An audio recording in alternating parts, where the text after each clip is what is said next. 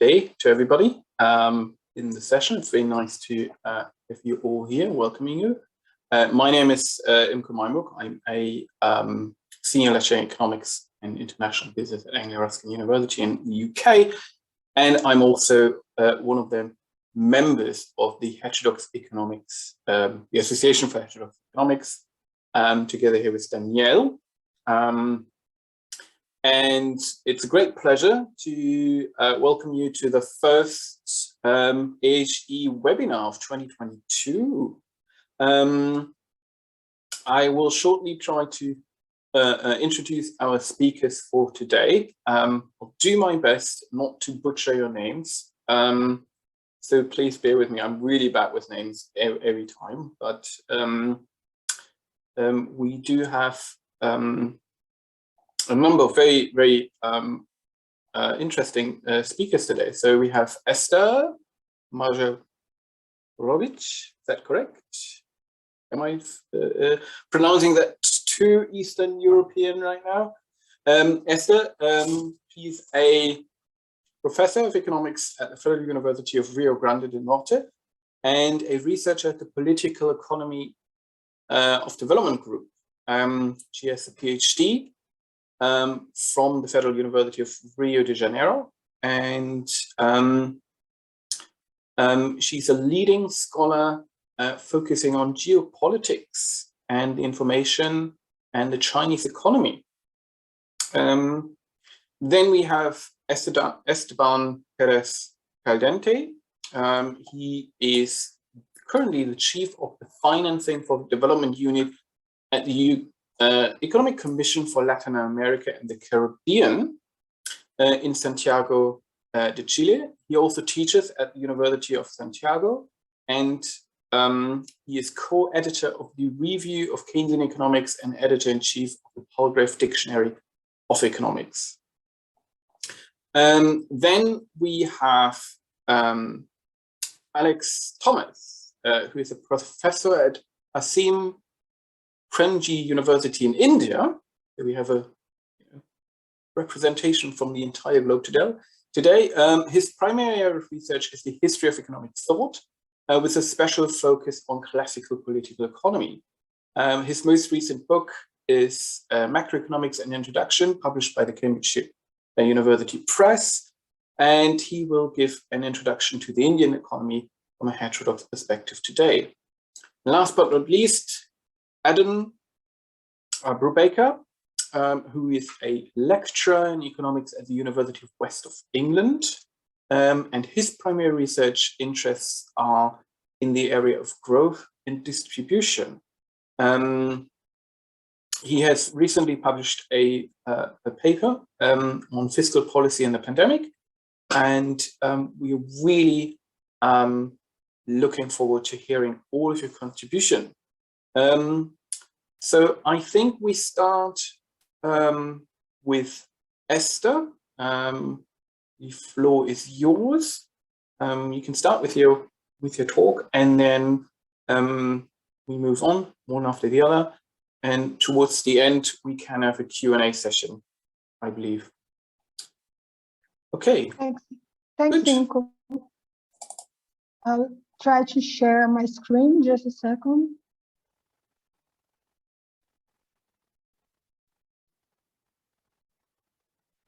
Let's see.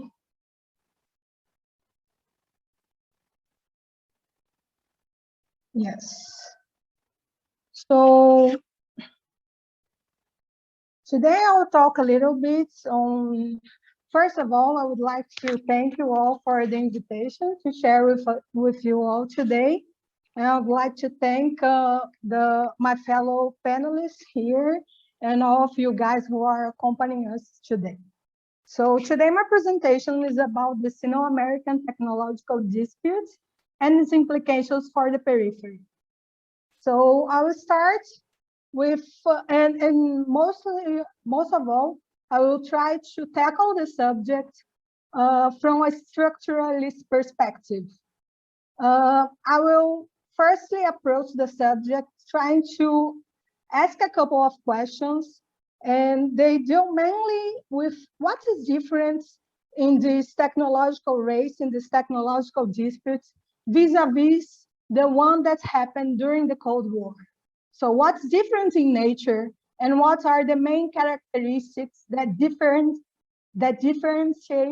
this technological dispute between China and the US, vis-a-vis the one that happened between the US and the USSR during the Cold War. Secondly, I will try to approach the subject as a competition in a technological and a machinery system. What do I mean by that? That we should approach the dispute not in looking at a technology here and a fragmentary analysis there and 5G or semiconductor and so on, but to look as a whole system of technologies which encompass inter and intra-industrial relations that have technological nexuses and inter-industrial nexuses. So what they pose for this competition. So these are two approaches that I want to bring to the question, to the table. The second point that I will try to analyze in the periphery, and that I will bring a little less time on the table for that, is the periphery's role on all this, which is basically the role of a technological consumer and mainly a market for these big technological great powers. So what are the characteristics and nature of the current tech disputes vis-a-vis the Cold War? So ICT are born in the US. They result from research intended to achieve military goals. That means they are military technology. Posteriorly, ICT were applied to the economy at large. So they were converted to be civilian technology. In this process of diffusion, in this conversion to civilian technology, this process was coetaneous to neoliberalism. It was coetaneous to international fragmentation of production, which was also simultaneous to China's insertion in the capitalist economy. So from these dynamics of diffusion of ICT to the civilian economy, we can extract two interpretative keys. So we have, on the one hand, the emergence of this technology in the US, coming from the funding and development by the US National Innovation System, headed by the US states. And we have, they are at the same time, one and the same process. The civil-military integration of these technologies by the private appropriation in general without costs by the private sector. That means the creation of markets or spheres of capital accumulation by the states. And at the same time, the international economic integration, commercial and productive, and the creation of global value chains.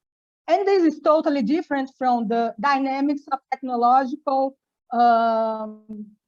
diffusion and technological competition of the Cold War. During the Cold War, we had two encapsulations, one that was economic and the other that was technological. We had in the US the civil-military integration, but in the USSR, we had an encapsulation of technology in the military sector. So we had no modernization or a very little degree of modernization of the civilian productive apparatus. So in the long run, that placed economic difficulties, hurdles, so the technological race, it tears down, it outdates the productive civilian apparatus. So China initially followed the Soviet model, but posteriorly, China adopted the US model of the National Innovation System with adaptation. So differently from the Cold War, the current technological disputes might lead to a virtuous dynamics for capital accumulation with China. That means you cannot, as the US, apply the same strategy to win China as you applied to win the USSR. A Star Wars strategy might not defeat China, but instead propel its development. So the dynamics of the competition is different. The strategies to win are different. So the second encapsulation deals with economics. We had the economics encapsulation in two blocks. So we have no economic complementarity at all between the USSR and the US. Now, China is highly integrated to the global capitalist economy. Both, it's highly important to production and to realization. China is both the factory of the world and is also the major market for several goods in the ICT realm. So for capital goods, for parts and components, and for consumption goods. So that means that if during the Cold War, you had a geopolitical rivalry, a military rivalry detached from the economic side. Now, when you retaliate, when you sanction China, depending on the degree of the retaliation and on the Chinese reaction, you might result in huge economic losses for the US side. And you can short circuit the several circuits of capital accumulation in the US that depend on China for realization and so on and so forth. That means you might have huge economic costs. That means that the US capitals that depend on China for realization, for production, they fracture, they have their interests fractured in relation to the US state. It means that they limit the containment strategy of the United States national state relative to China. So, and the second approach is to see competition in the technological and machinery system. I mentioned to you that ICT were historically constituted as a global technological and machinery system, and that doesn't mean just from the point of view of consumption, but also from the point of view of production. So I want to talk because of internationally fragmented production chains during neoliberalism and so on and so forth. So this figure is meant for a lot of purposes. I just want to I will not go through all of this. But when we talk about ICT, digitalization, we generally think of immaterial stuff, zeros and ones, the cloud. But ICT has it's grounded on manufacturing. It's highly dependent on the shop floor as traditionally conceived. So the post-industrial world is highly dependent on traditional manufacturing. And traditional manufacturing has never been so strategic as before. So let's have a look on the industrial base of digitalization, because it's where competition between China and the US is hitting. When we think about ICT, when we think about digitalization, we should think first and foremost about semiconductors. Why is that? Because semiconductors are the building blocks of ICT capacities. So semiconductors are, on the one hand, sensors. Sensors are responsible for the digitalization of the physical world. So they convert analog signals, such as acoustic signals, into zeros and ones digital signals. So they digitalize the physical world. And they are also chips. So they are memory chips, they are processor chips, they are radio frequency chips. So they communicate and they compute, they store, they modulate. So these are the building blocks of ICT capabilities. So we can think of the whole ecosystem or the whole digital economy as semiconductor users. We can think of semiconductors as the building blocks of ICT capabilities. So these are the parts and components, these are the capital goods, and these are all the semiconductor users. So we can think of these are the digitalization industrial base, and these are the several different users that depend on this industrial base. So we have traditional users as notebooks, smartphones, but we have the whole series of new users as IoT, as smart agriculture, smart manufacturing, and we have also digital infrastructure as semiconductor users. So we have telecom infrastructure, we have big data, we have AI. All of these are semiconductor users. So as this was invented in the 50s and the 60s. So this is an industrial base that gave rise, that unfolded in 5-6 decades, and that was the base for the diversification of products, of industries, of parts and components, of several uses. That's so complex, that's so diverse, that no country can have in its frontiers this whole system. This system is global, it's globalized. So strategies to internalize this system will lose in complexity, will lose diversity, will restrain productive capacity, will lose technological diversity. So the second best strategy, hence, is to control the industrial base, because everything that's on the top depends on the industrial base. So hence, we can see what's happening with China in its pockets of excellence. So in here are markets.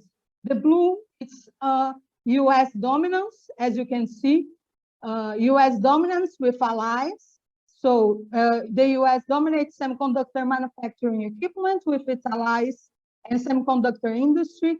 AI chips, we have in yellow, where the US and China, they have a fierce competition. And we have in red, where China has surpassed the US. So we see that, and in here we have, depending on the technology and the characteristic, we have China surpassing the US surpassing China on different aspects of the technology, okay? So this is to position the countries.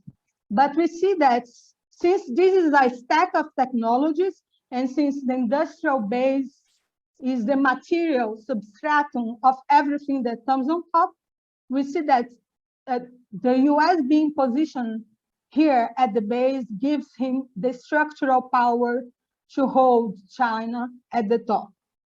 So this is the second best strategy to be positioned in this system. Hey, just a second. So the diversity of consumer goods, capital goods, and parts and components is such that it's impossible for a country to internalize the entire industrial base of this system without compromising its complexity and diversity. Hence, the importance of a strategy with allies. So the idea is that although the system is global, the globalization of the system was selective. The industrial base of the system was globalized under the control of the US. The single productive stages where unskilled labor was intensive was highly globalized. It went anywhere where there were low production costs. But the advanced manufacturing process that were at the frontier of high-tech inputs had a much lower degree of globalization. They were subject to the domestic regulation, they were subject to export controls on machinery, and only a few military allied countries, for geopolitical reasons, received the US technical assistance and technological transfer to extrapolate one, the simple, unskilled labor intensive, and develop too. So we have, on the industrial base of the digitalization, we have just a couple of countries. We have the US, we have South Korea, we have Taiwan, we have Japan, and we have a couple of European countries, and that's it. And China is trying to enter on the club. So the periphery, when it's there, it's just in the low skill assembly and testing. So when we look at the top of the system, we can see that China is well positioned. So we see China as a consumer of semiconductors. It's there. We see China as a consumer of semiconductors. It's heading with the US. We see China as a consumer of semiconductor in smartphones. We see China surpassing the US in telecom equipment. But when we go to semiconductors, there is no China at all. When we go to the semiconductor manufacturing equipment, there is no China at all. So the US holds structural power in the ICT ecosystem because it controls the industrial base of the digitalization. I don't know how long I still have of time. Is anyone tracking that?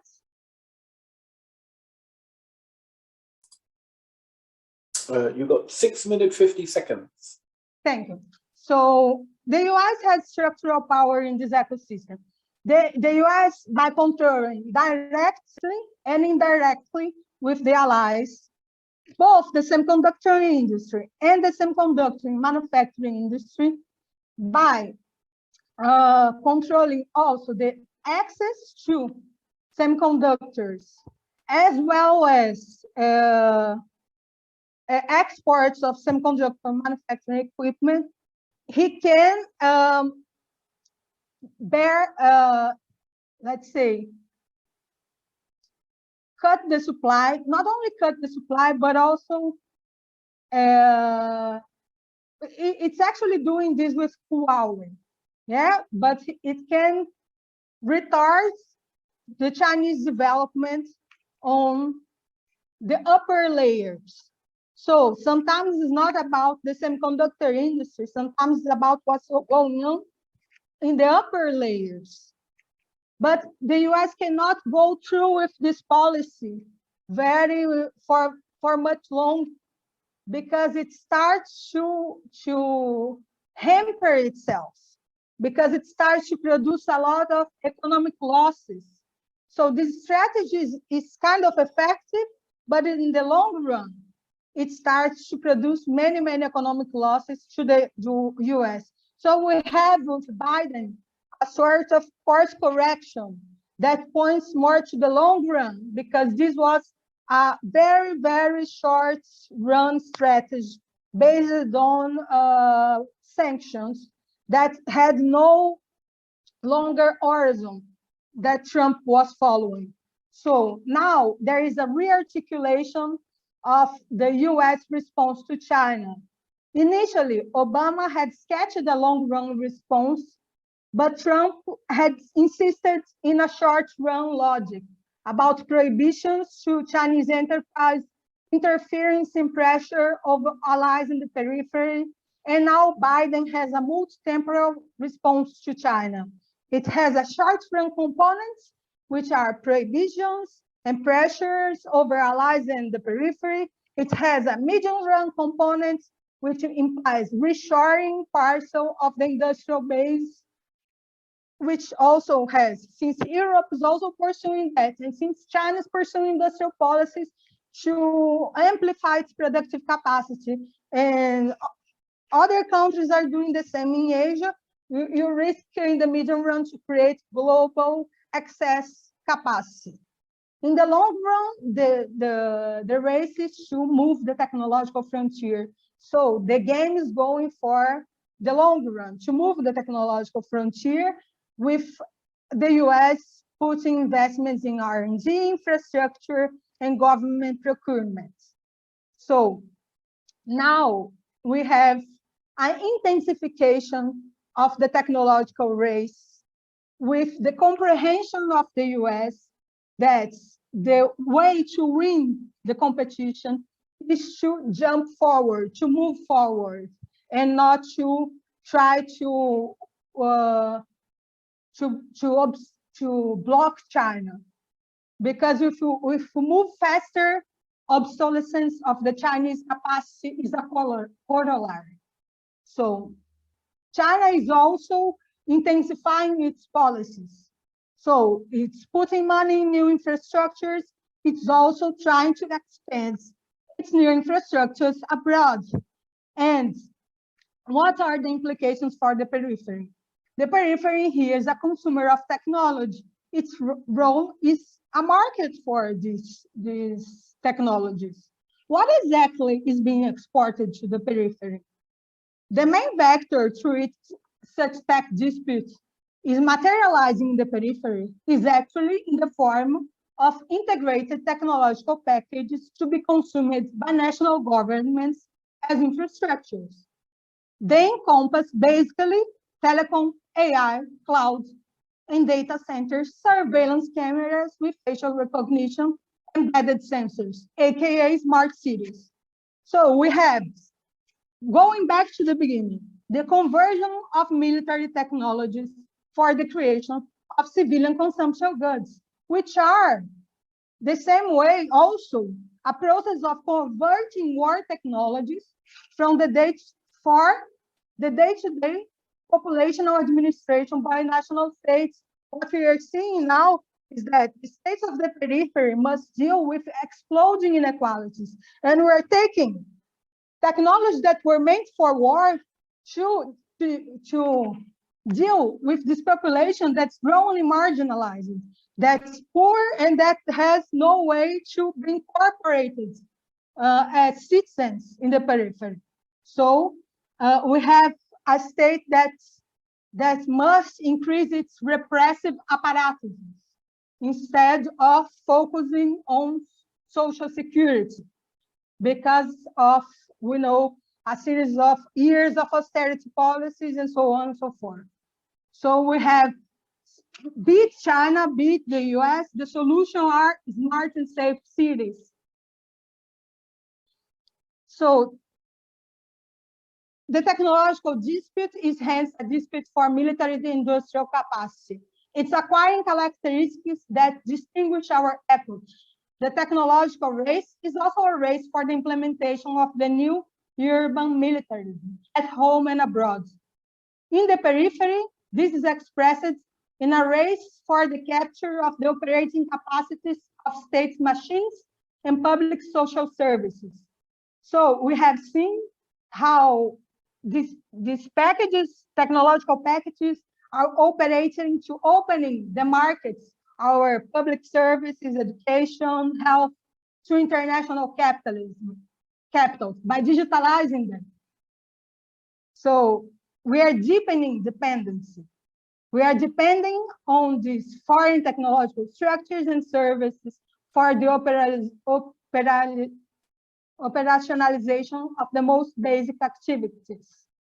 We have no capacity to protect the information generated by the arsenal of domestic activities growing mediated by digital technologies. It's not enough to enter in this competition, which is in itself a race for militarization, including of the domestic spheres, and for the deepening of digital public-private surveillance. It's urgent also to rediscuss the objectives of technological development and industrial policy. Which objectives must technological development and industrial policy be subordinated to? So it's not just the technological development per se. So with that, I would like to end in here, and thank you very much. Thank you very much, Esther. That's a really interesting talk, and I'll definitely have written down one question, and I hope the others have questions too. But before we come to the question Q&A, we're going to continue with our speakers. The next one is Esteban. Hello, Hello. I'm going to share my screen. Yes, please.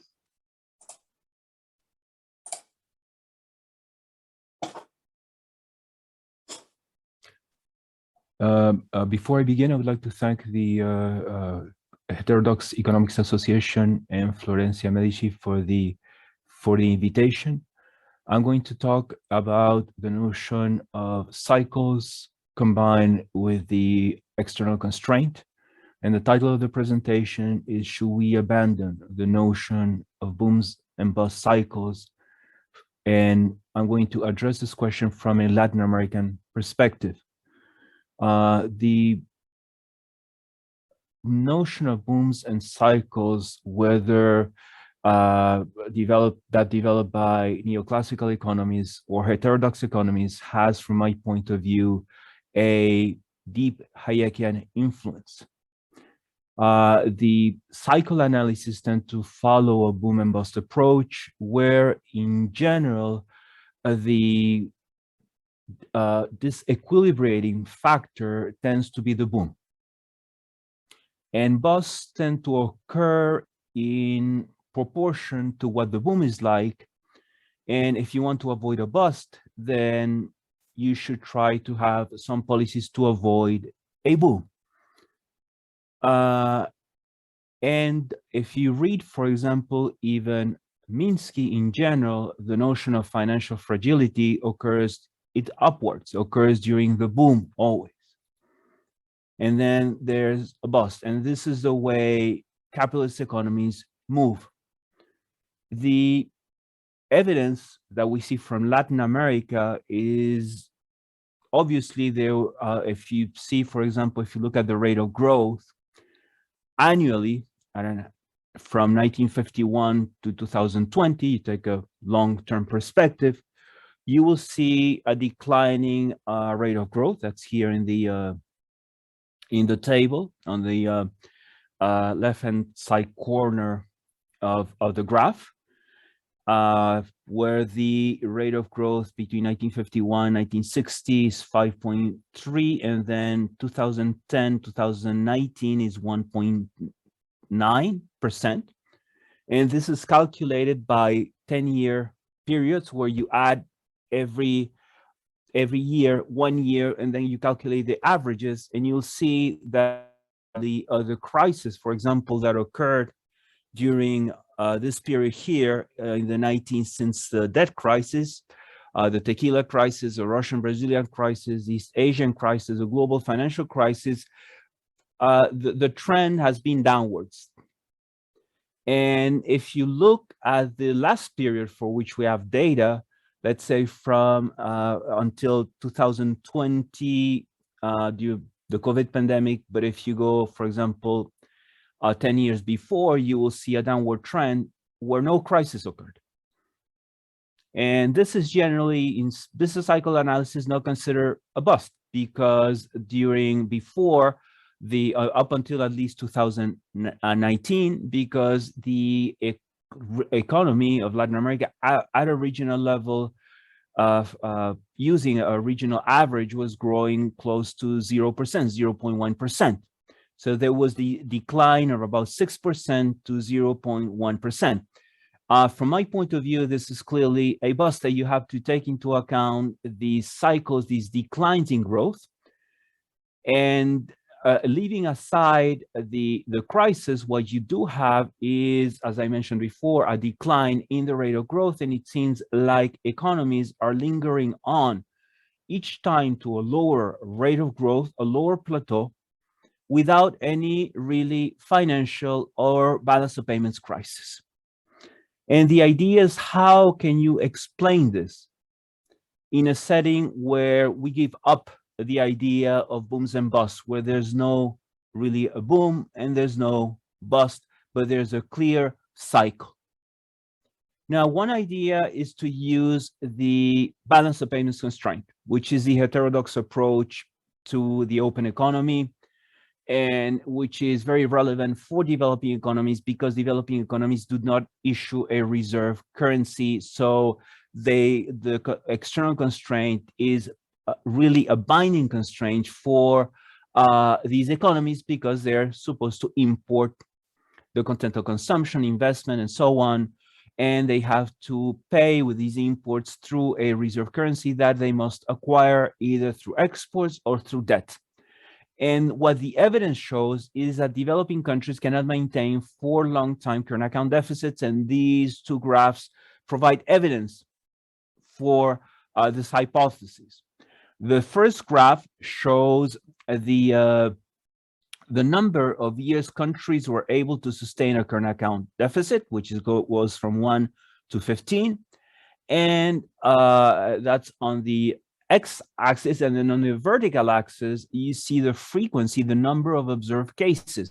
And the number of observed cases of the countries that were able to maintain a current account deficit, and we use an arbitrary threshold of 2.5%, but if you use other thresholds, you would have exactly the same result. So you have 19 countries that were able to maintain a current account deficit in the first year. Then you go to the 7th year and only 2 countries can maintain.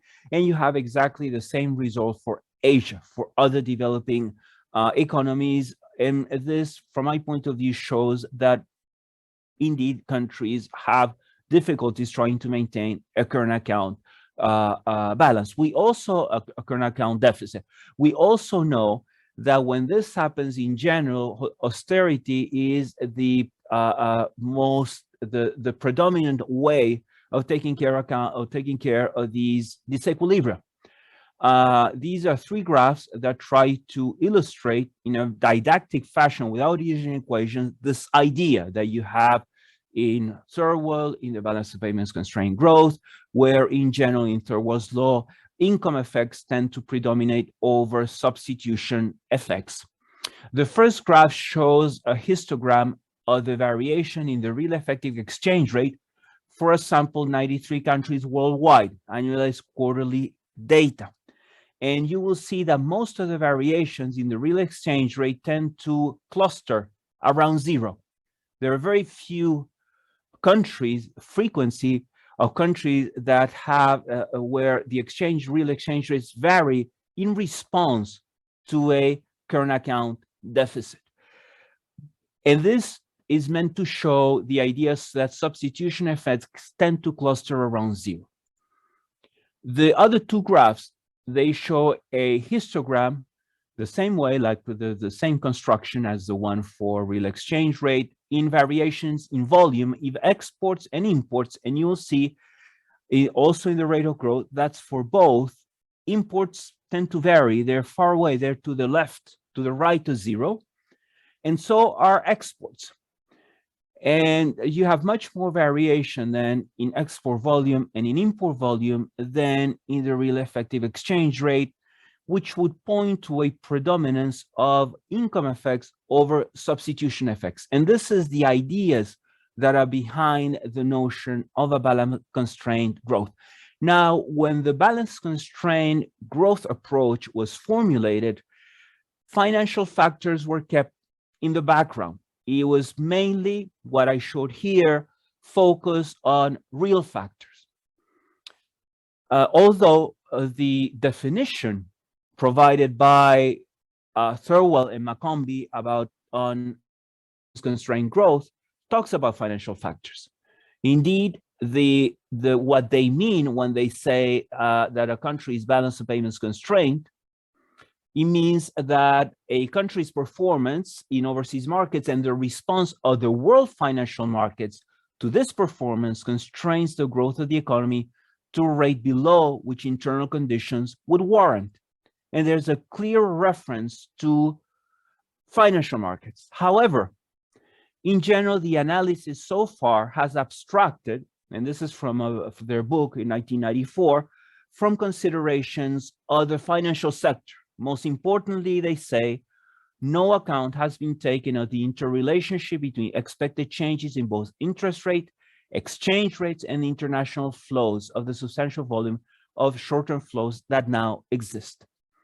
So the idea behind this presentation and behind the work that I've been doing recently on this issue is try to combine, to leave aside the booms and busts idea of cycles, because the empirical evidence points towards this idea, towards this result, and at the same time try to understand the cycle fluctuations that are not characterized as booms and busts as a balance of constraint fluctuations, as fluctuations that can be explained by this theory when we try to complete this theory with the financial sector. And we try to argue that indeed today, because of the importance of short-term flows, because of the importance of finance, the external constraint has become a financial external constraint, and that indeed the financial external constraint bites before the current account constraint does.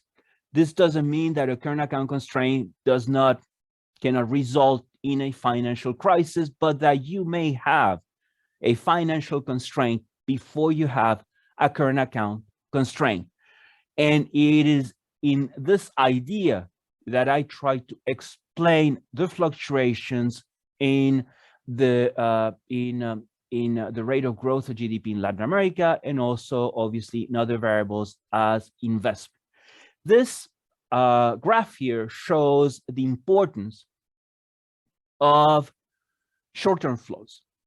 And I take as the breaking point the global financial crisis, because I think since the global financial crisis, things have changed for developing economies.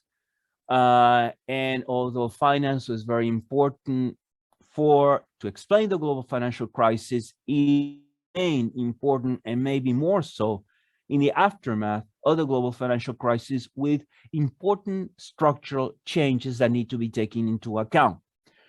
This graph shows the short-term flows as a percentage of total flows, and that flows as a percentage of FDI. The first two columns show the short-term flows between 2003, 2009, and then 2010, 2019. And you will see that short-term flows before the global financial crisis represented 37.3%, and now they represent about more than 50%.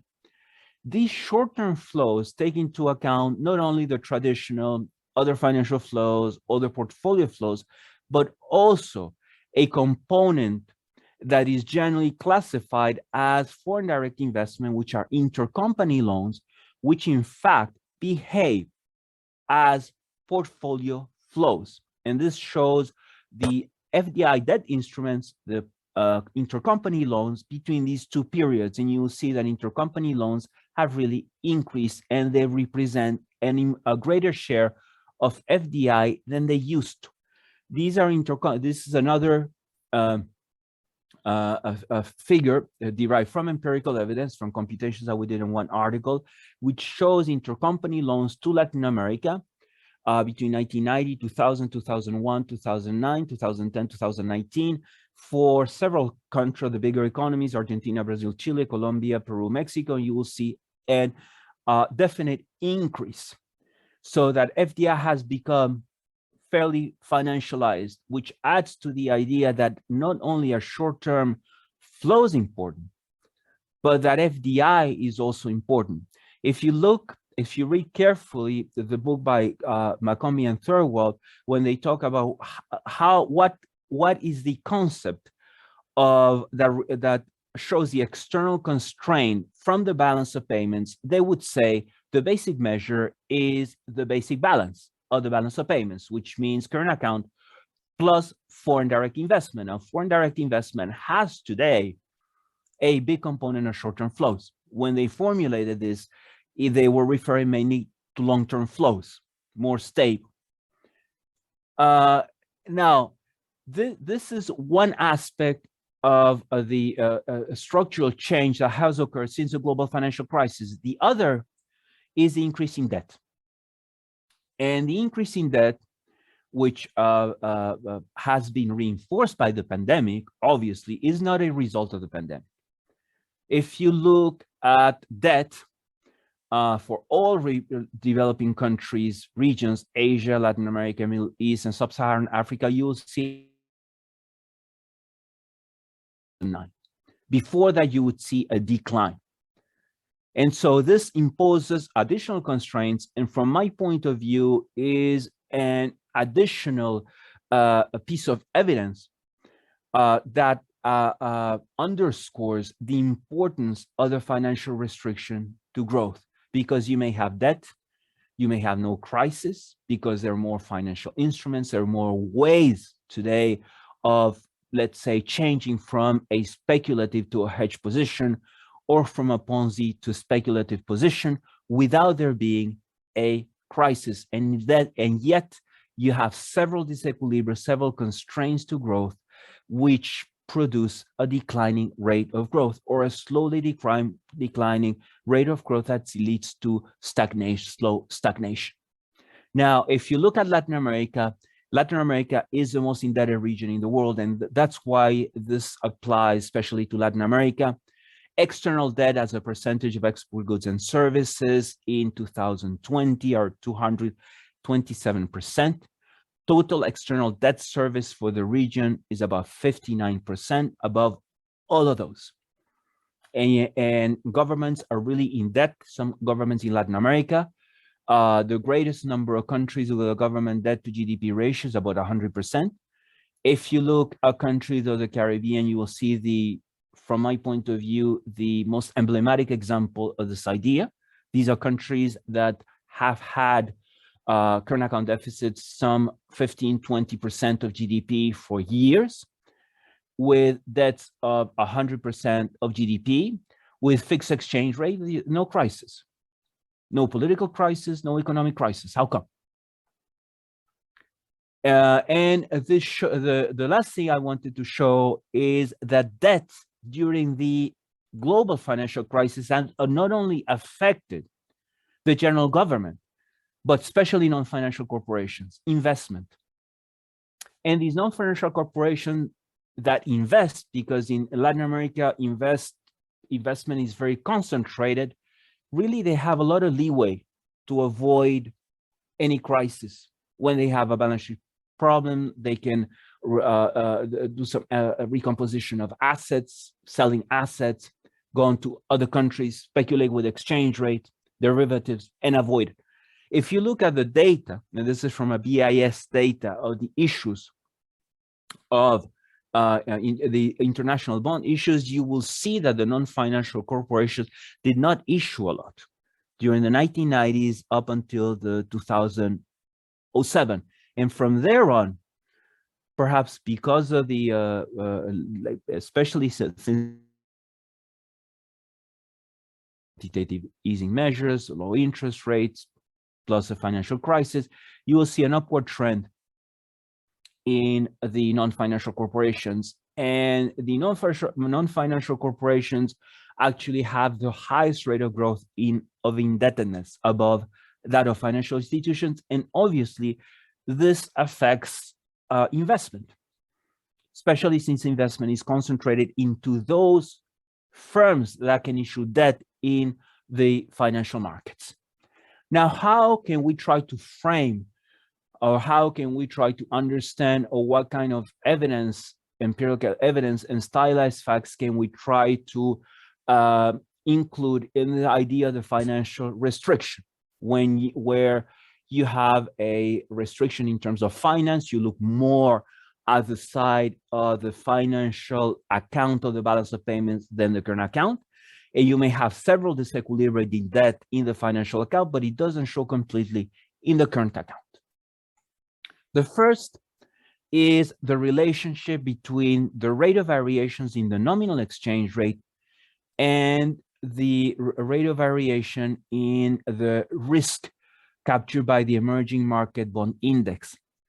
And for several countries like Brazil, Chile, Colombia, Mexico, Peru, once again, the bigger economies, you have a very close correlation. And this is very important for two reasons, because MB generally captures the sovereign risk. MB also determines SEMB, which is a corporate risk. And this is tied to the exchange rate. And this is very important in terms of one of the ideas of, I think, of this webinar, which is the policy space of governance. In Latin America in general, when neoclassical economists say, well, gee, you shouldn't spend, government should not spend, or government should try to have policies of fiscal responsibility. And when the question is asked why, the answer is not because inflation will increase or because there will be a current account deficit. The answer is because foreign investors are going to punish us.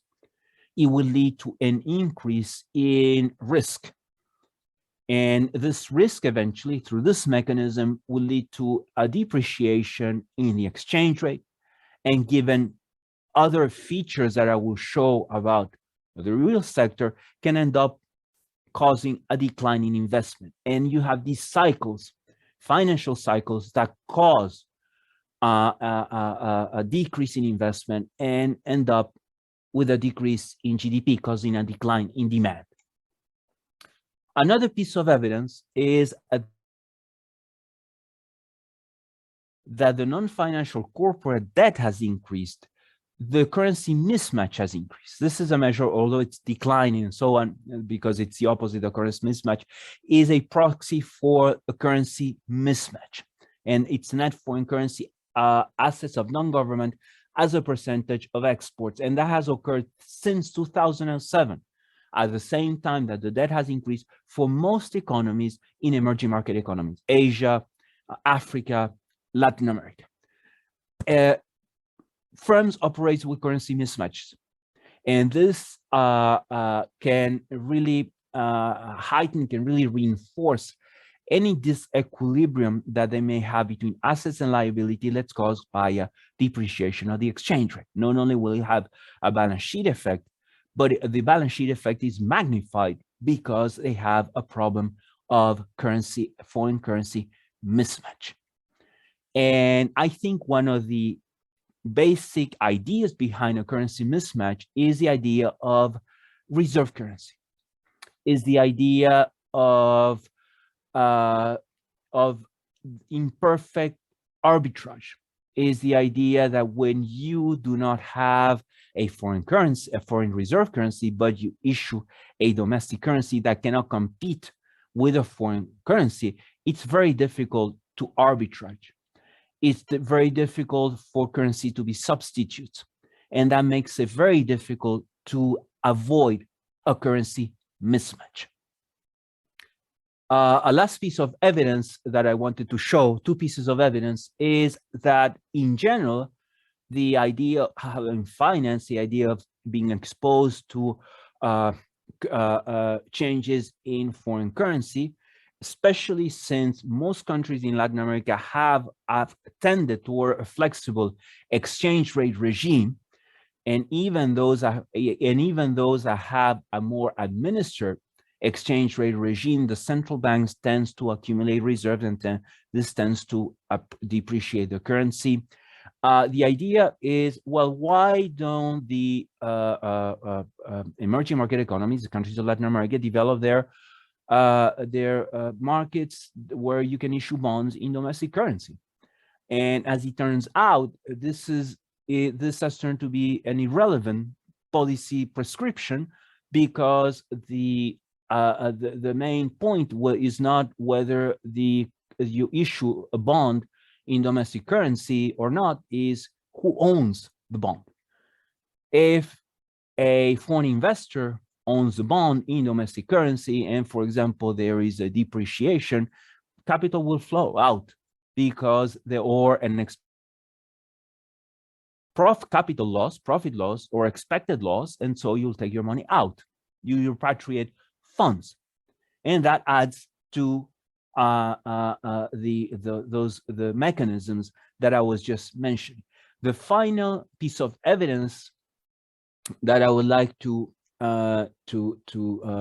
show is the nonlinear relation between debt and investment. Debt is a source, obviously, of finance, of investment. Now, we know from empirical evidence that most companies, independently of whether they're small, medium, or large, they generally finance both working capital and fixed capital with retained earnings. And then a few go to banks, and then a few go to the international market. The thing is that the few that go to the international bond market are those that control or that concentrate investment. And for those firms that go to the bond market, we did some studies of trying to find what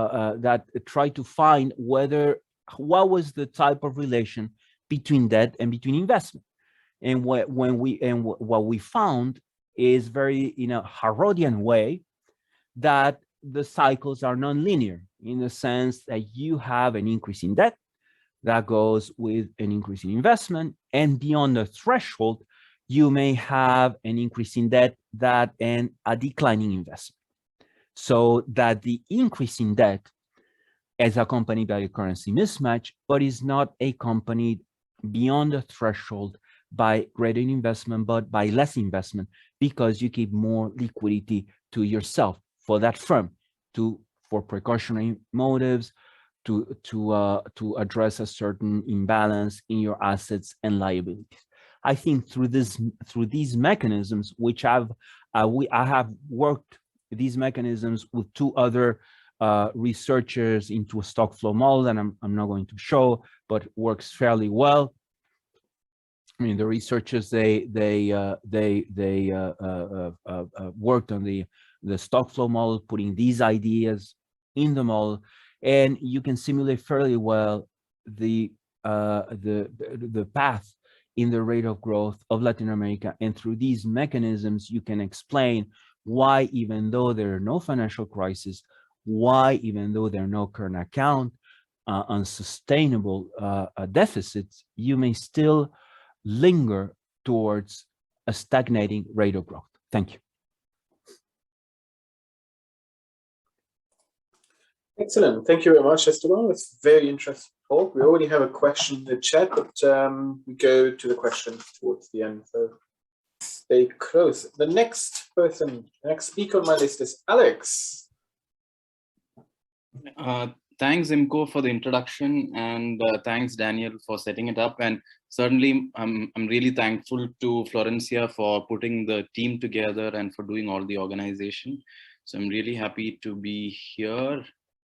And let me just share my slides.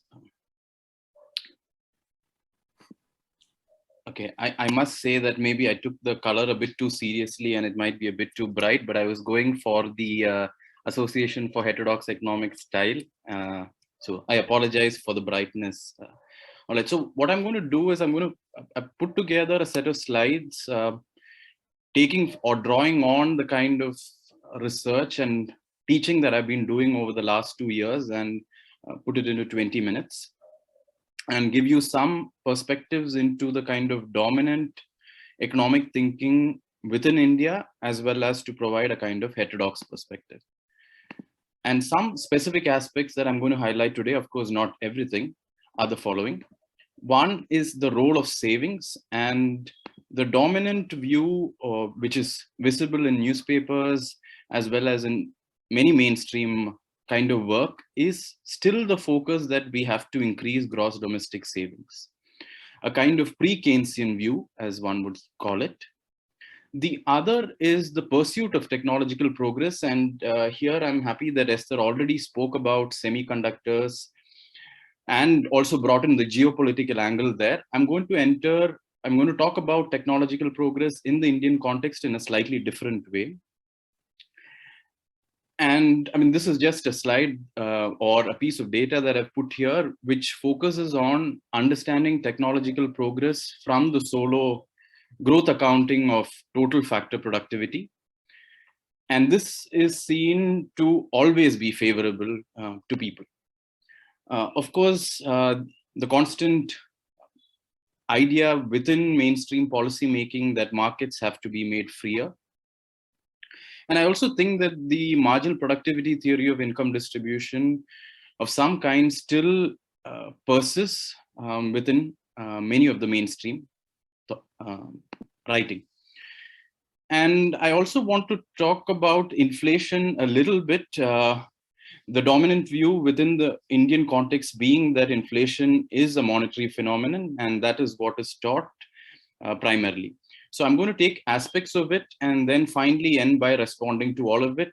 And I think if the audience is, of course, heterodox, I think all of you know the answer to these questions, but let me just go through them nevertheless. And I want to begin by talking about how the ruling ideas or the dominant ideas can probably be understood. And here I'm going to quote from Marx, where he writes that the ideas of the ruling class are in every epoch the ruling ideas. And I think that this is very visible within the Indian context when you look at educational institutions, management institutes, which use mainstream economics, or more specifically, neoclassical economics or marginalist economics to teach. And this is then used by subsequently policymakers and all of that.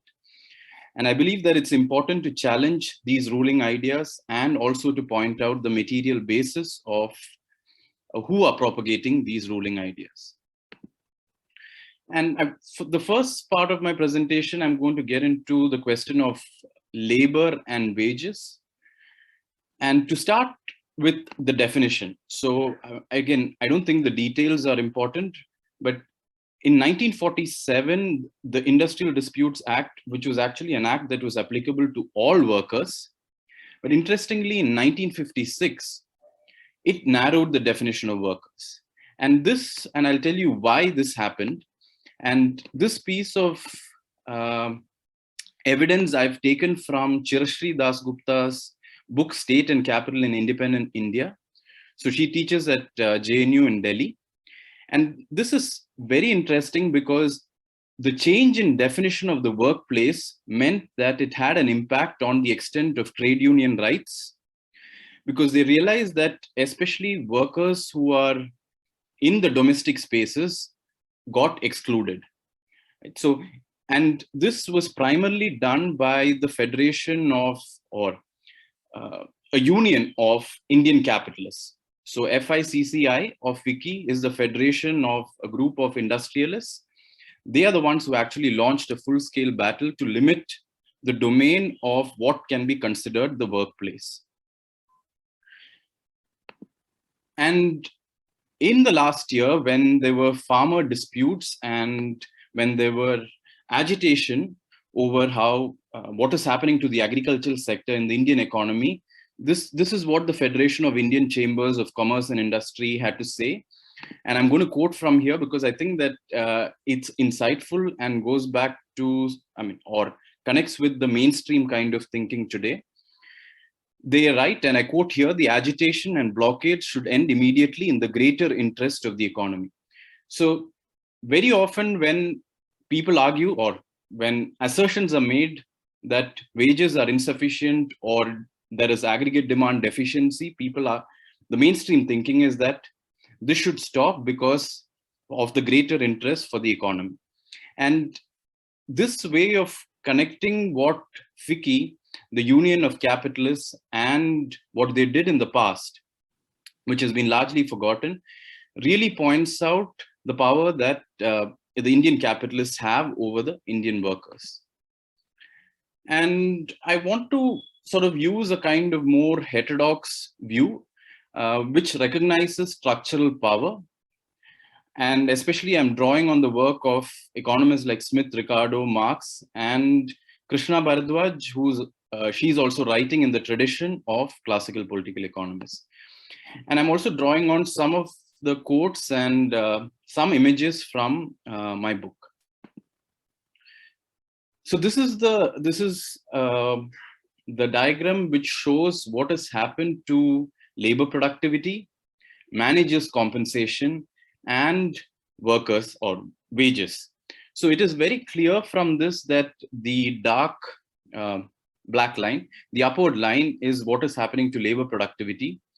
And when you look at the managers' compensation, which is the next line, it is also showing an increase. But you look at the workers' wage rate, you notice that there is some kind of a stagnation happening here.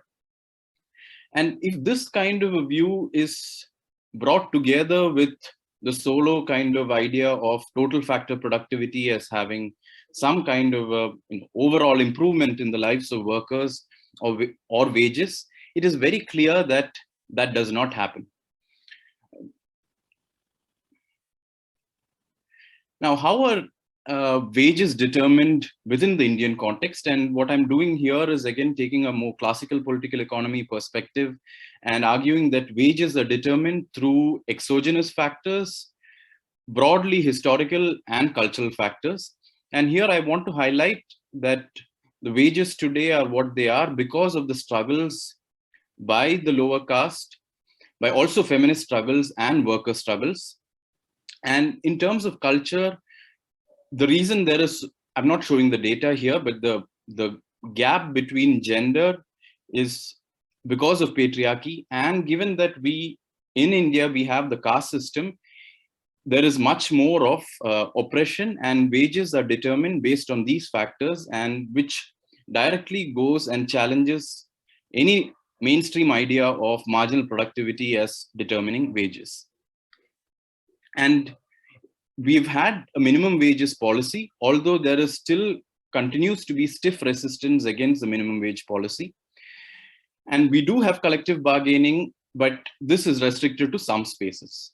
But overall, to point out that no kind of neoclassical idea of marginal productivity theory of income distribution has any kind of empirical counterpart. And this I've taken an extract from my book. And of course, I've maybe titled it partly cheekily, because in economics education, we have statistics for economists, we have mathematics for economists. But I think that to highlight aspects of culture and history, and also things which cannot be easily quantified, but which are extremely important in political economy, I thought that it is important to also engage with literature/fiction. And this is a passage that I've taken from the book, The Beggar, which is a 2015 book by a Dalit school teacher from the south of India. And as you can see or read, what it really talks about is, we talk of labor mobility, we talk of migration, we talk of distress migration. But what this piece of text and what this piece of experience tells us is that for a group of people who are marginalized, even dreaming about mobility becomes difficult. So then how do we use, whether it is the classical political economy tradition or whether it is the neoclassical tradition, even the assumption of competition or labor mobility is extremely difficult to be employed in an economy or a country where there is strong patriarchal norms and strong caste system. And here I want to take you back to 1956, the second 5-year plan of India. And the reason for doing this is the following. Today, the Planning Commission has been replaced with a different organization which does not really believe in planning. And they believe that most of the economic development in India can happen through freeing markets in one way or the other. And as justification, many neoclassical economics aspects are highlighted. And given a certain kind of historical amnesia that both the profession has had, I thought that it's important to go back to the 1956 5-year plan document. And what I've sort of underlined or sidelined here is that they were very clear that if there is economic growth, it leads to growing inequalities of income and wealth. And that this has to be challenged by the countervailing power of trade unions and through some kind of planned state action. And it is only this that can challenge the growing inequalities that are there in the Indian economy. But it's unfortunate that today we don't have the Planning Commission. We don't have a body which thinks that this kind of countervailing power of trade unions is necessary. But then the mainstream view, I know that it's a very simple kind of depiction here, which is familiar to most of you.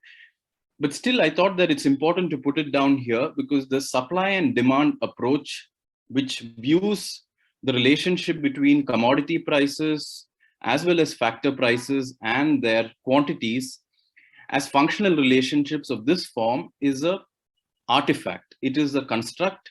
It is a political construct because it allows one to argue that unionization is somehow bad for labor and employment.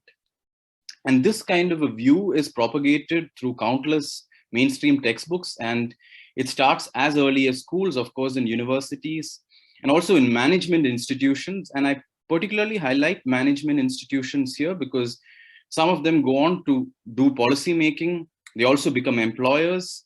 And this has a negative effect on the quality of workforce, the quality of wages. And now let me move to sort of take a different foot and move to inflation. I've taken this from the Economics Survey, which is a government document that was published last year, where they recognize somehow that the inflation that the Indian economy has been witnessing is a supply side phenomenon.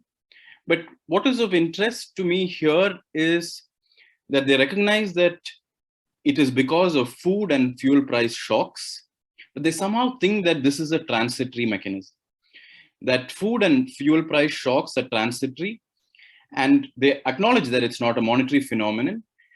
And this allows them to argue that inflation should only be targeted by monetary policy.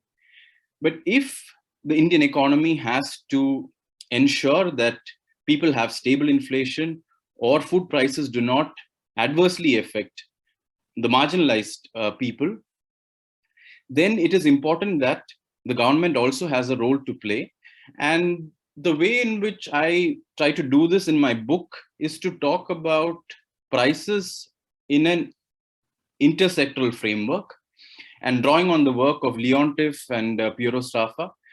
I think that it's important that we break down this general price level, which does not really exist, but break it down into more manageable elements where we are looking at relative prices, and we are looking at prices of food. We are looking at what is happening to the prices in the primary sector, secondary sector, and tertiary sector. And depending on the nature of the structural interdependence in the Indian economy, we have to have a kind of inflation policy that matches the kind of structure that we have. And in a way, partly this kind of approach to inflation, I believe, also helps us understand why farmers are agitated. What is happening to agricultural prices vis-a-vis non-agricultural prices? The terms of trade between agriculture and manufacturing has a deep impact on their quality of life. And this kind of an approach to inflation and to understanding prices, I think, brings us closer to what can be done and actually what will work for most of the people. But this, of course, means that I'm now arguing that inflation, at least in the Indian context, certainly is not simply a monetary phenomenon, as Friedman would argue, and many others after him. And that inflation has to be seen as not just a monetary phenomenon. And this then means that both monetary and fiscal policy become important to target inflation. I'm going towards the end of my discussion today, because this then puts me in a difficult position as somebody who works in classical political economy, because how do I bring together theory and context? Of course, I have severe logical dissatisfactions with neoclassical economics, but then even classical political economy or any other heterodox tradition somehow, or some of them, make an assumption of the freely competitive economy, where we assume free mobility of labor and capital. And there is some ideal of capitalism very much embedded there. Certainly, neoclassical economics, there is an implicit favoring of efficiency, more specifically allocative efficiency, and the idea of productivity as being a welcome thing for people. But how do we understand this favoring of efficiency in labor-rich economies or in labor surplus economies? And then when I come to the context, I'm talking about Indian capitalism specifically, and I believe that it's important that economists in India engage with this. And some of the unique features of Indian capitalism is certainly the caste system, which is, as Ambedkar would argue, it is not a division of labor, but it's a division of laborers.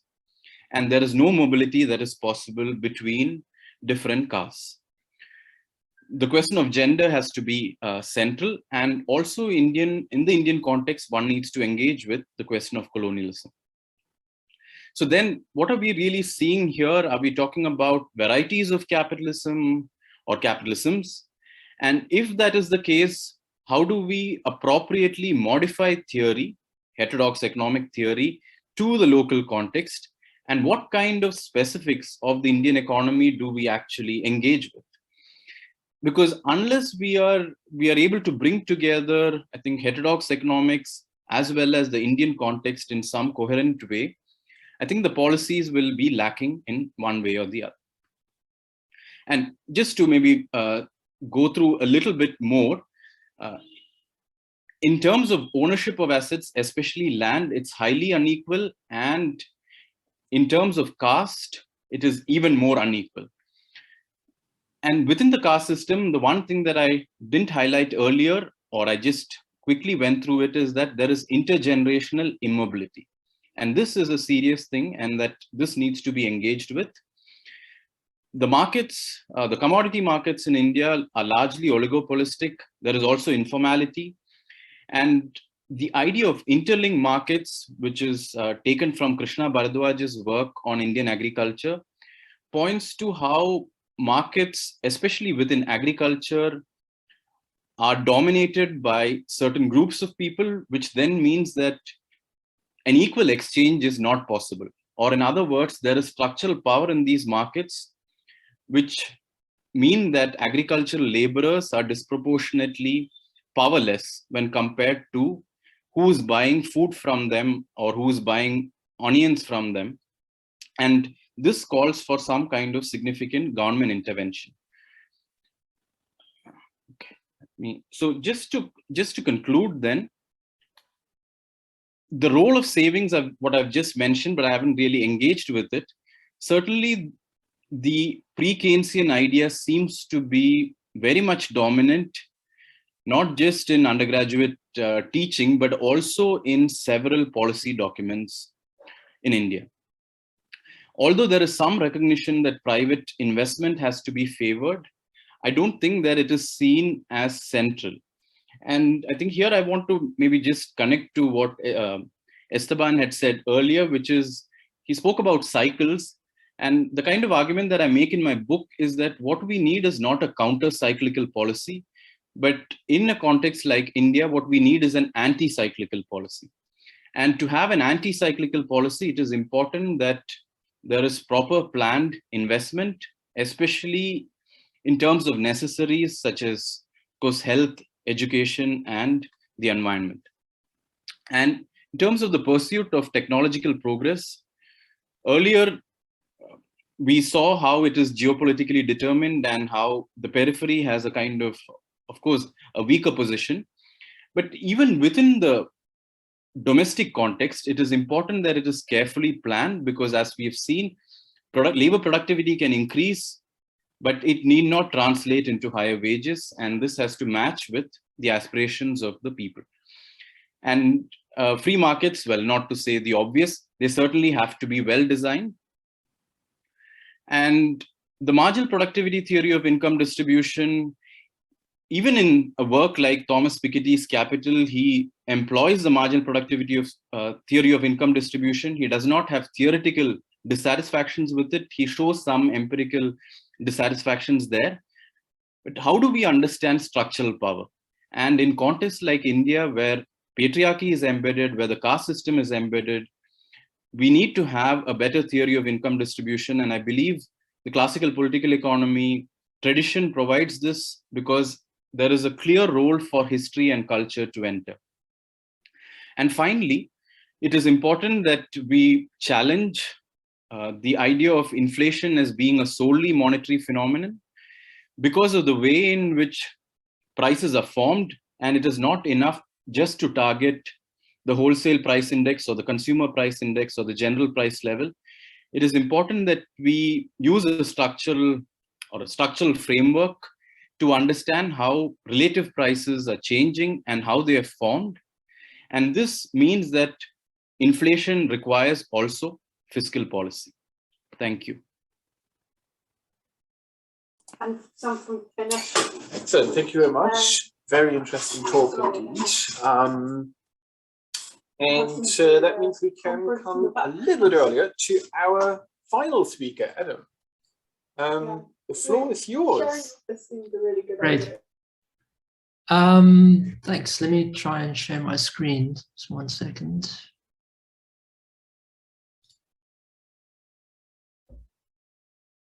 Can you see it now? Or? Should be working now. Okay. I hope everyone can see fine. It's great to be here, and I was really pleased to receive this invitation to participate today. So thank you very much to Florencia and other organizers. I've also, enjoyed the presentations, and I'm really looking forward to our conversation at the end. I'm going to be sharing some of my thoughts on fiscal policy in the pandemic, taking into consideration South Africa's experience and my reading of some of the relevant heterodox ideas on long-run growth. I'm going to try to be quick so we have more time for a full conversation at the end. So just to double check, everyone can see my slides, is that right?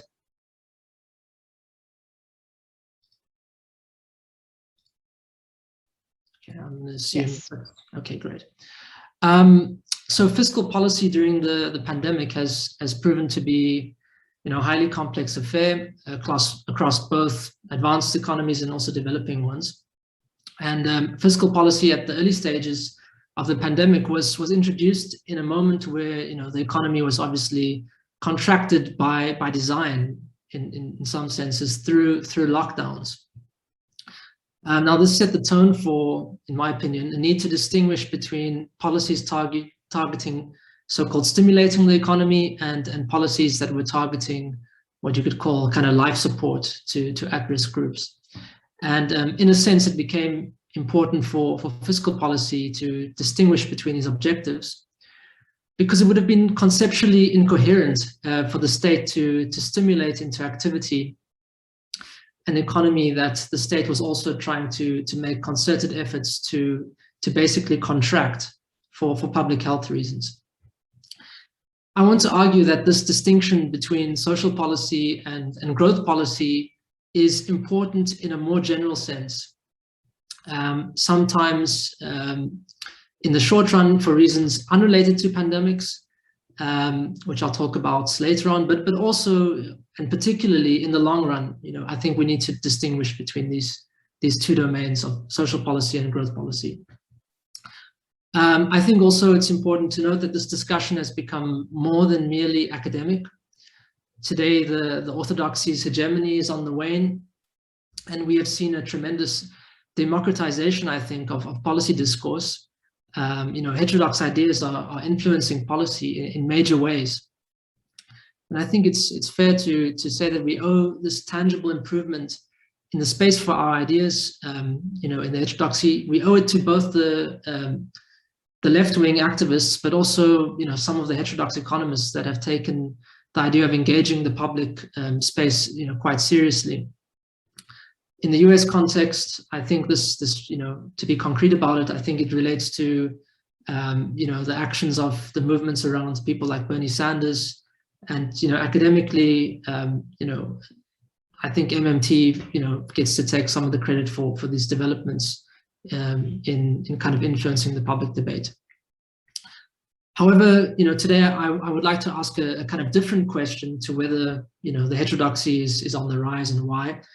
I want to ask whether we are taking the right lessons from, macro management during the pandemic, and whether we're taking the key insights from heterodox literature on long-run growth when we discuss, the fiscal policy question in developing countries. In other words, I want to ask, is boosting aggregate demand a solution for all of our macroeconomic challenges? And, I should raise two important caveats at this point, that my thoughts today are somewhat South Africa focused. And the second caveat is that it's, really targeted to questions beyond the short run. And that second caveat is particularly important because, clearly we're not out of this pandemic yet. And in many developing countries like South Africa, I think we just can't afford to exclusively think about the long run. You have to think about both the short and the long run. So I hope my presentation will make clear that my proposal is for getting the right mix of instruments to realize various targets over the various time horizons. So, I'd like to start with the diagnostic of the key long-run challenges in South Africa as I see them. Firstly, I want to start by emphasizing the adverse developments in sectoral structure in line with South Africa's premature deindustrialization. So, here in the slide, we can see, the falling share of manufacturing value added in total output across the democratic era, so 94 to 2020. And, I believe these developments are really about kind of bad policy choices, most notably as they relate to issues of, declining manufacturing profitability in South Africa. So we could talk about the trade regime, where they're very rapidly opened up, and I think some of these developments led to squeezing markups and these sort of things. But what's relatively unambiguous is that the sectoral structure has been evolving in a quite negative way for any proponents of structural change in South Africa.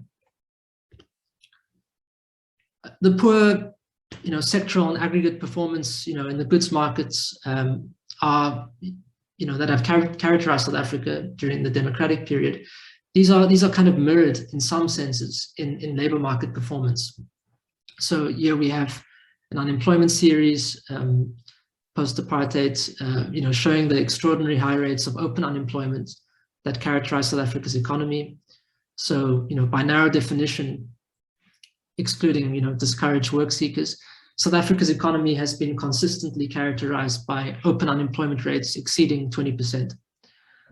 During the pandemic, the situation kind of worsened considerably, and according to the latest data, more than a third of the labor force is unemployed by the narrow definition. And I think these outcomes give a sense about the really terrible human costs to an ailing economy, and underline the pressures on the state to address mass poverty and inequality, even outside of pandemic conditions. These are very bad outcomes. The diagnostic about what is driving these poor labor market outcomes, I think, becomes particularly important from a policy standpoint, and for anybody who wants to think about fiscal policy in this context. So, in the context of labor market stagnation, it's been pretty common in South Africa to treat the mass unemployment regime as a problem for, straightforwardly Keynesian aggregate demand management. And I'm not really sure how appropriate this approach is. So to look at this a little bit with the data, here we see on the slide the correlation between one measure of demand conditions, that's on the vertical axis. I'm measuring the actual rate of capacity utilization minus its average rate. And on the horizontal axis, we have the unemployment rate. Basically, I think that's what this graphic shows, is that policy in South Africa has kept downward fluctuation in capacity utilization relatively bounded. And it seems implausible to me that deficient demand is the key driver of South Africa's structural unemployment problem. So yeah, in this graphic, basically the lack of correlation between these demand conditions and this quite wide variation in the unemployment rate should suggest to me that we're not really talking about a long-run aggregate demand deficiency problem. We're talking about a different type of structural unemployment. So the much maligned policy regime suggests why this kind of bounded fluctuation in the degree of capacity utilization may have come about. And here we can see that looking at the government consumption share in GDP, the state has not been overly hesitant on driving forth consumption expenditures post-apartheid. The exception being during the first years of democracy, where a government of national unity composed of a lot of the old guard apartheid figures had a lot of influence over policy. Aside from that, there's been a general tendency for the government consumption share to trend upward. And this trend is really associated with, I think, a largely unparalleled expansion in social policy. So if I look at the literature, there's a great paper by Nora Lustig in 2016. She shows that among emerging market economies, social policy spending, social spending in South Africa had by far the largest effect on reducing the Gini coefficient, at an extent even greater than in Brazil in the immediate aftermath of the Lula moment. So I think, you know, historically, comparatively, we're talking about quite an extensive expansion in government consumption expenditure, and this generally suggests that that the state has not been averse to kind of what you could say is consumption-led or Keynesian policies. Now, I should note here, of course, that the government consumption share is an endogenous measure of policy. Here we see that you know, periods of high growth, you know, like the 03 to 07 years at the peak of the 2000s commodity boom, actually brought down the government consumption share. So, you know, obviously this measure also depends on how the macroeconomy is performing, and that is to a large extent dependent on policy.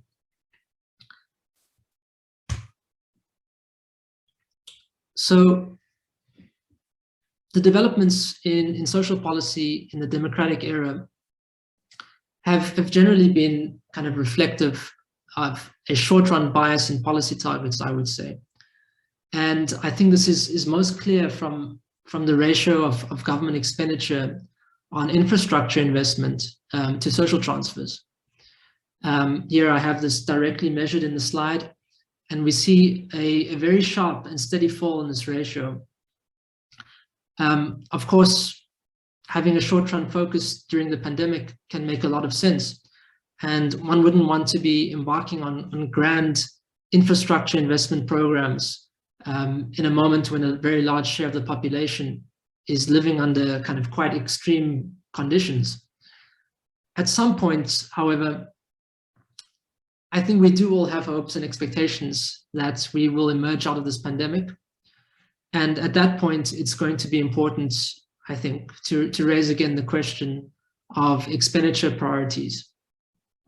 And generally, my perception is that the reason why we have this kind of trend in this ratio of kind of infrastructure investment to social expenditure is that what we've seen in the democratic era is that, you know, a stagnant economy creates kind of political pressures that tend to manifest themselves in you know, a desire to raise social transfers. These social transfers, you know, in practice, as we see here, do compete with other expenditures like government investment, and lead to further kind of stagnation in economic performance. Of course, this further stagnation in economic performance only stimulates further calls for a more expansive social policy. And I think it's easy to see how this tendency might manifest itself in a vicious cycle, where kind of growth is leading to policies that are, you know, in a way exacerbating growth and so forth. So to me, this is kind of the main danger in the short-run focus, and, you know, implicit in kind of reflecting an implicit bias against policies that might enable a more transformative economic program that could drive the economy onto a higher path of industrialization. Where the harmful implications of these spending choices is, I think, most visible in South Africa is in sectors like energy, where the state does control, you know, quite a lot of the production, but where the lack of infrastructural investment has led to really crippling supply constraints. And this is particularly an issue for manufacturing, because the manufacturing sector is, of course, a highly energy intensive sector. So in this slide, we can see the reversal in trend in energy production during the democratic era, pre and post 2008. I mean, it's a really substantial reversal. And yeah, institutionally, these issues have been very much associated with problems of what is called state capture and corruption. So at the state electrical utilities, there's been a lot of misuse of funds, and yeah, I think the kind of bias against doing the right types of infrastructure investments are having kind of quite negative effects on the economy. It's just, to me, hard to see how any project for driving rapid growth can really take off without addressing these infrastructural issues and energy supply constraints. And I think it's quite clear that these are a distinct set of problems from those that one would try to address by stimulating government consumption in a standardly Keynesian way. These are, to me, measures of the relevance of supply side constraints and are a reason why I think the left and the heterodoxy should take the supply constraints as a serious issue for developing countries. How does this very applied story that I've just given about South Africa, how does this relate to the history of thought within the heterodoxy? After all, we're talking here at the Association for Heterodox Economics. I think that it's fair to say that the giants within the post-Keynesian and structuralist schools like Caldentay and Robinson, I think they were very careful not to assume the generality of their analyses. And most relevant for the topic of today, these authors were very careful to distinguish between what one might call a kind of a Keynesian unemployment problem versus a classical unemployment problem, i.e., distinguishing unemployment that arises from deficient demand from unemployment that arises from insufficient capacity. And to this end, I'll give a little quote from Caldentay, 1960. Caldentay says, "The problem of unemployment in underdeveloped countries differs fundamentally from that in developed economies. In the latter, unemployment arises on account of inadequacy of effective demand. So, during periods of depression, unemployed labor coexists with underutilized equipment. The situation may therefore be tackled by measures designed to stimulate effective demand, such as loan finance government expenditure. Unemployment and underemployment in underdeveloped countries are of an entirely different nature. They result from the shortage of capital equipment rather than from the deficiency of effective demand." And Joan Robinson there's a very nice quote in a book with Pisano 2009, which speaks to a very similar perspective, basically qualifying the kind of relevance of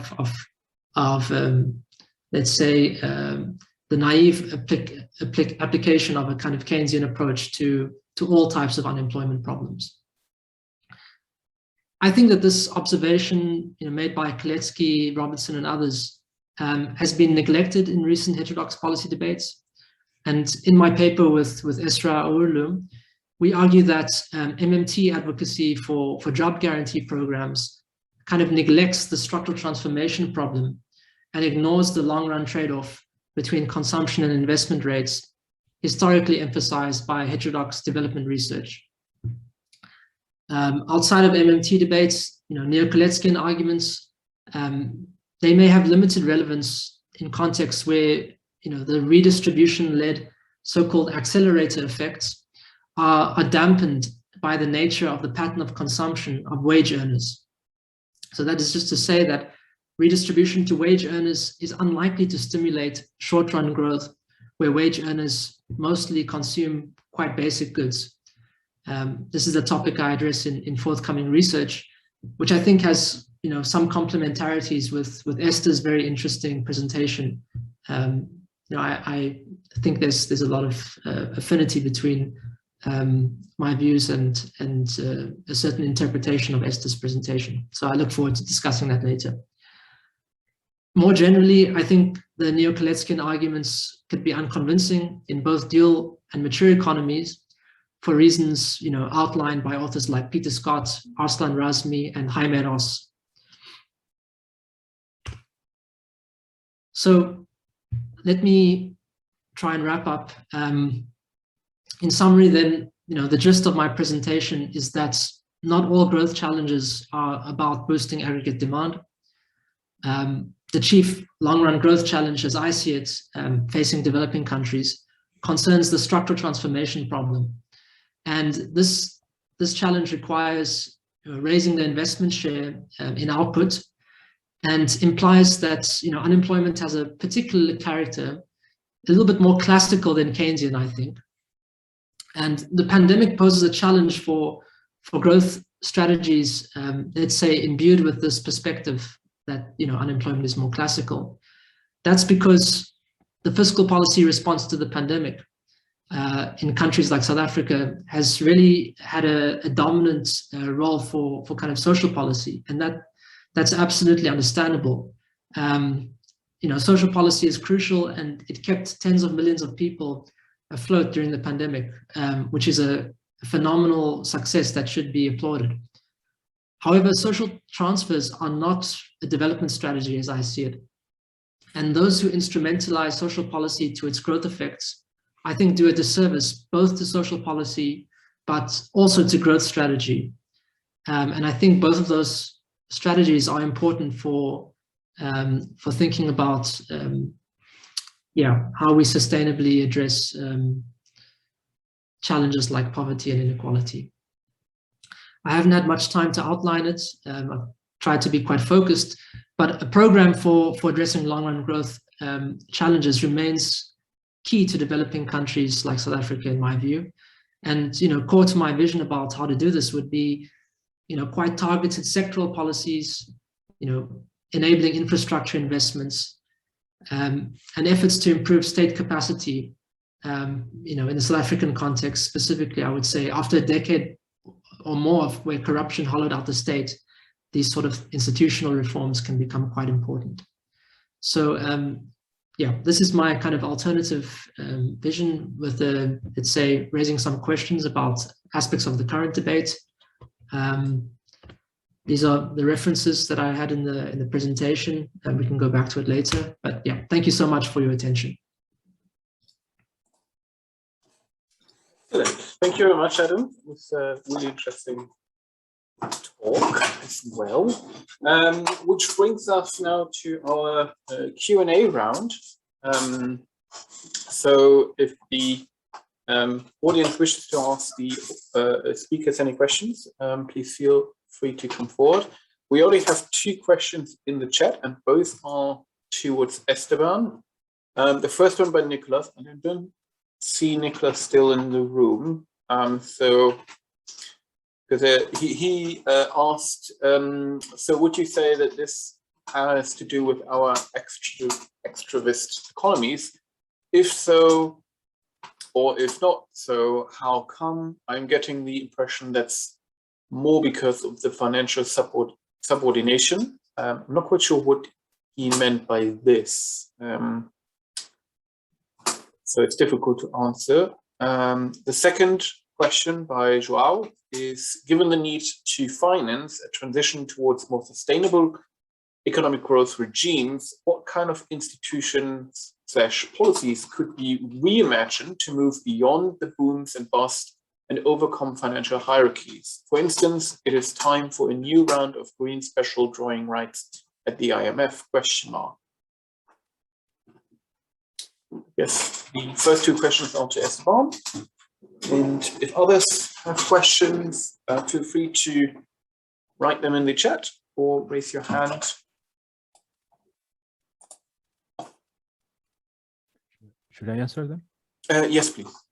Yeah, I'll start with the second question regarding the special drawing rights. As you know, in August, 31st of August, the IMF issued a historical issue of drawing rights amounting to about 600 650 billion, equivalent to 650 billion US. About around 35% of that went to developing countries. Latin America received about 55, the equivalent of 55 billion. What was interesting are two things. Number one, there was a lot of flexibility in the use of SDRs. There are several countries in Latin America and others in other parts of the world that use the SDRs for fiscal purposes. So that's a good thing. And in Latin America, Colombia, Paraguay, Ecuador, and recently, and so they did not necessarily go to boost the reserves of the central bank. So that shows that it's a very flexible instrument. And indeed, it may finance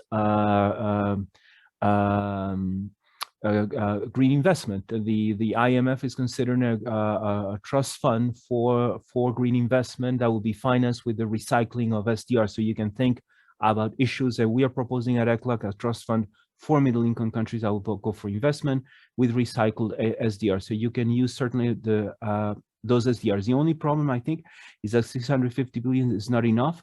And the recycling of SDRs, they're committing in the last G20 meeting, about 20% of the SDRs of developed countries will go to developing countries, mostly vulnerable economies, low-income countries. It's simply not enough. What can we do? Besides that, I think regional cooperation is an important instrument. I think, for example, development banks could be an important instrument in Latin America. National development banks and regional development banks assigned much more than the World Bank to combat the pandemic. I know that regional development banks, at least in Latin America, have thresholds for their green portfolio. For example, IDB has 35%.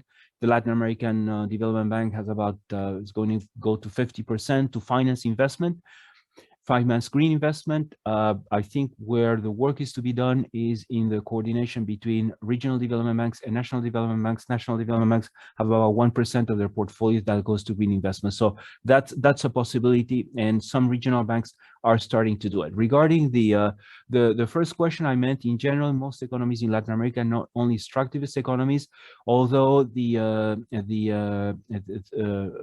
well, some of the examples that I put there, like Peru, I think maybe Chile, they're obviously extractivist economies, but other economies like Mexico or Brazil can also have the same problem in terms of financial flows, of the relation between financial flows, exchange rate, risk, investment, that mismatch of currency, nonlinear investment.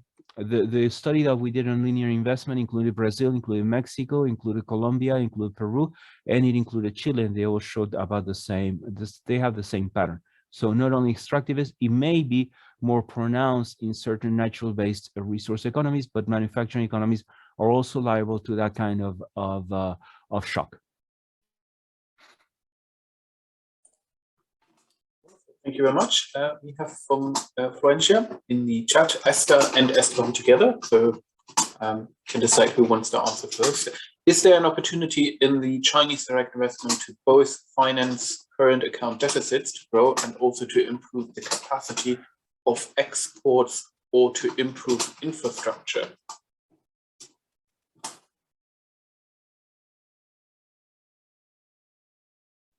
Esther, you want to go? Yeah, I don't know if we separate regarding Brazil.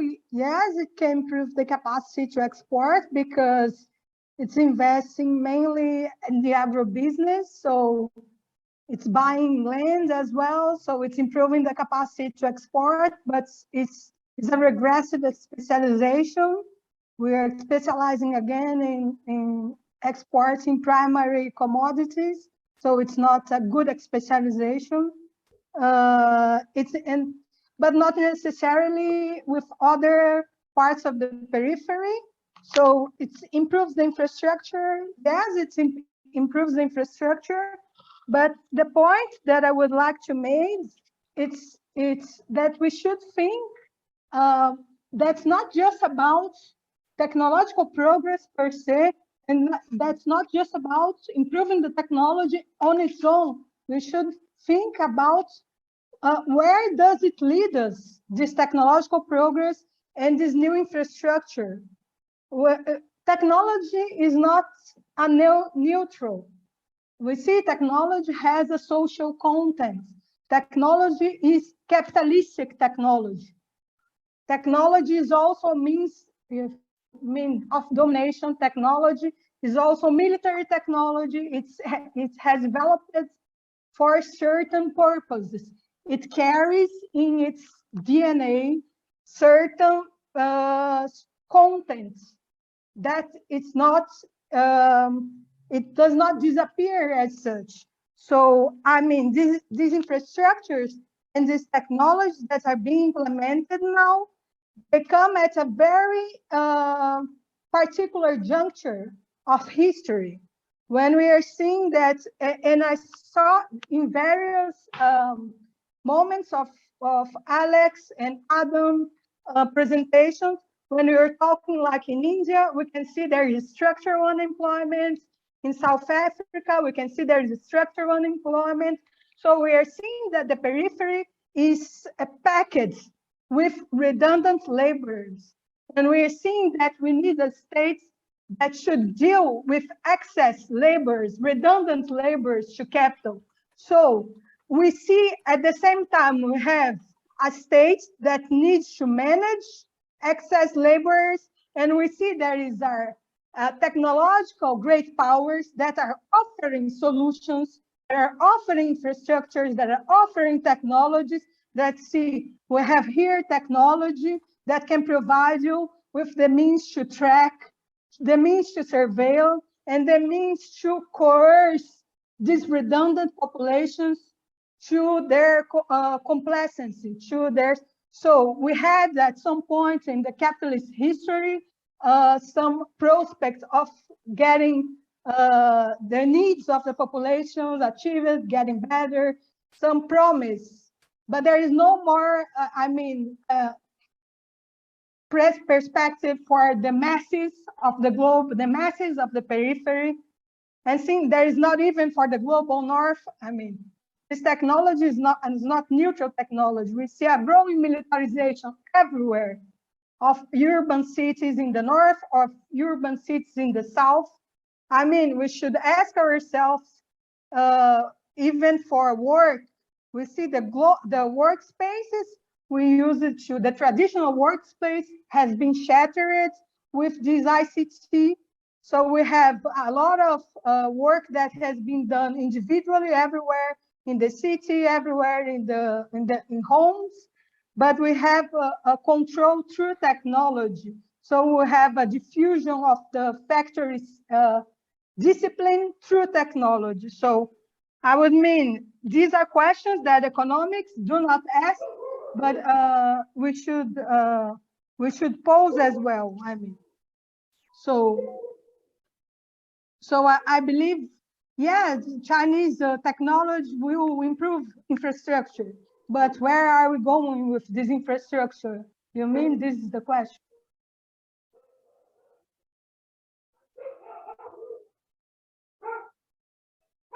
And just to finish, it's not just the Chinese tech, I mean, it's also US tech. It's all this tech in general that comes from the industrial military complex. Okay, just to complement what Esther was saying, at least of what I know, what the Chinese investment does is really encourage a primarization, because a lot of the foreign direct investment goes into natural resources. And the other thing is that the rates of interest are fairly high. And the third thing provided by the Chinese, and the third thing is that the BRICS banks has not really lived up to the promise that it had. And thank you very much. Adam has a question to Alex. Adam, do you want to read out your own question? Yeah, sure. Cool. Sure, it's fine. No, No, I really enjoyed the presentation, Alex. I was just wondering kind of whether you would say that the idea of kind of raising the saving rate necessarily implies a kind of a pre-Keynesian vision, just, in the context of some of the kind of Herodian articulations, which emphasize, the importance of policies that can, well, the importance of squeezing the consumption rate insofar as it allows for a higher warranted growth rate.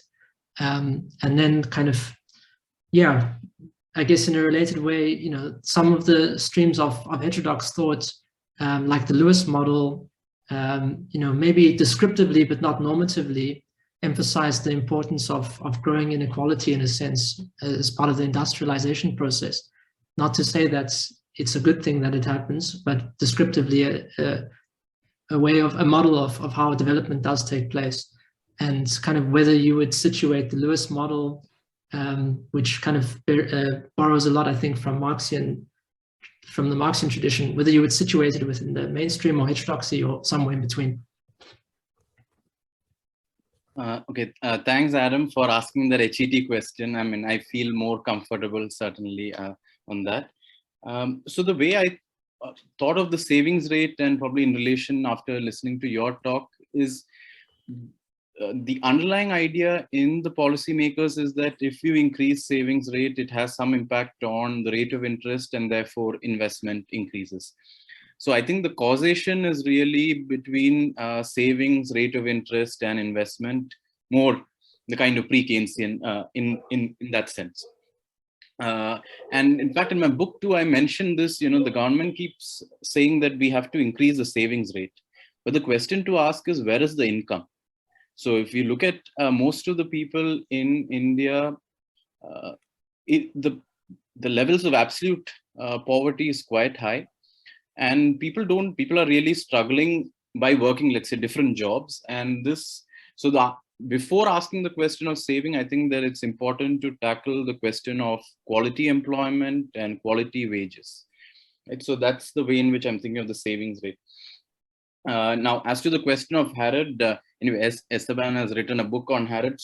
But let me and actually I happened to review the book for an Indian journal here. And so my answer is based on his writing of Harrod.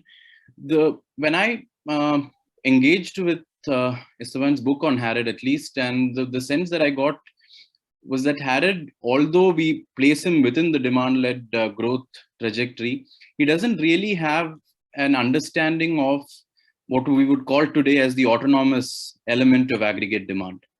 So that autonomous notion of as being an element of demand as being independent of current levels of output is not really visible there. And even but this is not just Harrod, even somebody like Morris Dobb had a kind of Marshallian influence. Of course, Keynes did too.